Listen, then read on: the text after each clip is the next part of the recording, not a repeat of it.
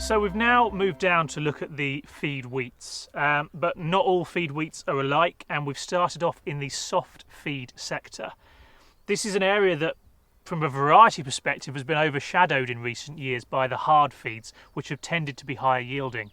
But some notable varieties have come through that have dragged our attention back, and there's a couple that we're going to look at today. Before we talk about the varieties though, let's find out what's going on in the soft feed market. Andrew, what can you tell us? As Jim said, the Group 4 varieties are predominantly grown for the feed market, and in Scotland, Group 4 soft varieties are important for the distilling market.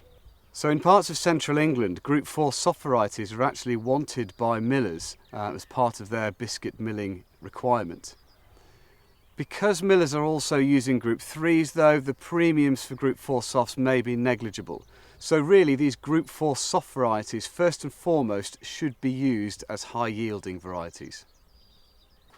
So let's look at the varieties then. We've got Spotlight and Skyscraper here. Now these were new additions onto the recommended list for last year, and Skyscraper has kept its place at the very top of that list.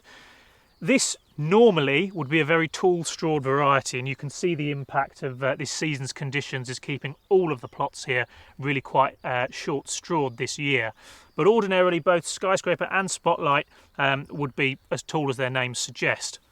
Quite different prospects in these varieties. So Skyscraper is the late driller, really vigorous plant, quite happy going in that late October, November window.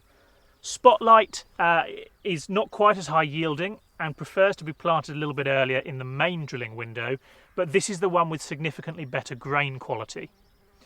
In terms of disease resistance, both of them are pretty similar. They're kind of run-of-the-mill disease scores. Septoria will be a watch out in a wet season, though we haven't had too much issue with it at this site in 2020.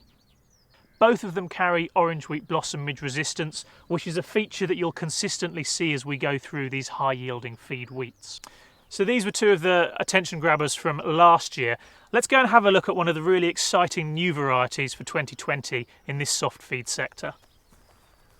So this is a new variety, RGT Saki, and it's a real contrast from Skyscraper and Spotlight that we've just been looking at. This is a reasonably short and very stiff strawed variety, and it is a very, very clean variety to grow. It's got a 6.8 resistance for Septoria and good mildew and rust scores. So this is a variety that will stand up perhaps to some rougher agronomic management, and that stiff straw as well is going to be useful in particularly fertile situations. Saki is inevitably going to be compared to Revelation, which for many of us was a tried and tested clean variety in this soft feed sector. The other similarity it has with Revelation is that this is a +3 for maturity. That means that this variety will be one of the last to come to harvest.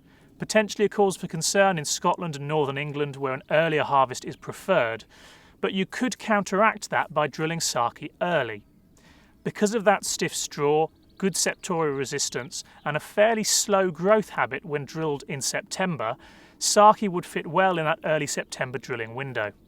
Overall then, Saki offers a really well-rounded variety with yields only slightly off the very top varieties available and a much better agronomic package to give some flexibility on larger farm units where spray windows might be difficult. Another variety in this soft feed sector is KWS Colosseum. It shares some characteristics with Saki in as much as it has a very strong Septoria resistance, it's a high yielding feed wheat and it's suitable for early drilling. You won't find KWS Colosseum on the recommended list, and that's because it's been fast-tracked out of KWS's European breeding platform. The reason for that is that it's very high yielding, comparable with those varieties at the top of the list today, and it also brings some agronomic features that we think are really important for UK growers. As I've mentioned, it has very good Septoria resistance at a 7, similar to KWS Firefly. It has short and very stiff straw, which again makes it suitable to both early drilling and fertile sites. So KWS Colosseum, I think, is another option alongside Saki for that early drilling window, without the compromise on a later harvest date.